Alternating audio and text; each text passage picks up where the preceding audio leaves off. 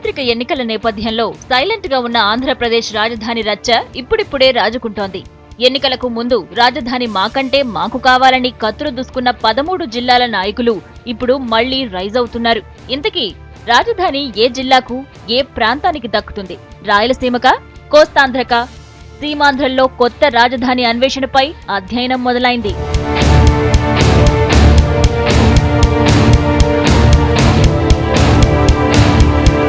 ఆంధ్రప్రదేశ్ కొత్త రాజధాని ఎంపికపై కేంద్రం ఏర్పాటు చేసిన శివరామకృష్ణన్ కమిటీ పని మొదలు పెట్టింది. శివరామకృష్ణన్ నేతృత్వంలోని 5 సభ్యుల కమిటీ ఇవాళ విశాఖపట్నంలో అడుగుపెట్టింది. సీమాంధ్రలో పర్యటనలో వివిధ ప్రాంతాల ఆర్థిక పరిస్థితి, ఆదాయం, ఇతర వనరులు, అందుబాటులో ఉన్న భూములు వంటి అంశాలను పరిశీలించి నివేదిక తయారు చేయనుంది కమిటీ. 12వ తేదీ వరకు కమిటీ కోస్తాలో సదుపాయాలను పరిశీలించనుంది.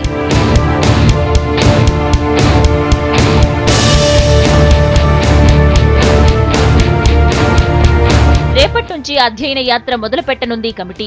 విశాఖలోని పోర్టు, పర్యాటక ప్రాంతాలు, ఐటీ కంపెనీలు, ఇతర మౌలిక సదుపాయాలను క్షేత్రస్థాయిలో పరిశీలించనుంది.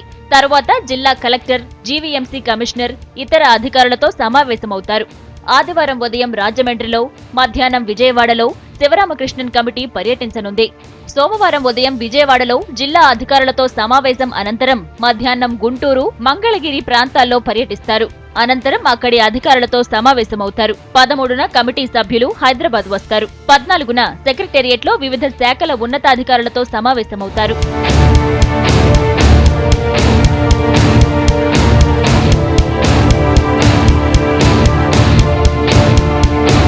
తొలి విడతగా విశాఖ, రాజమండ్రి, విజయవాడ, గుంటూరులోనూ, అలాగే మలి విడతలో ఒంగోలు, కర్నూలు, తిరుపతిల్లో కమిటీ పర్యటించనుంది. రాజధాని తమకంటే తమకు దక్కాలని పట్టుబడుతున్న వారంతా రిపోర్టులతో సిద్ధమవుతున్నారు. విశాఖనే రాజధానిగా చెయ్యాలని శివరామకృష్ణన్ కమిటీకి వినతి పత్రాలు సమర్పించేందుకు నగరవాసులు ప్రయత్నిస్తున్నారు.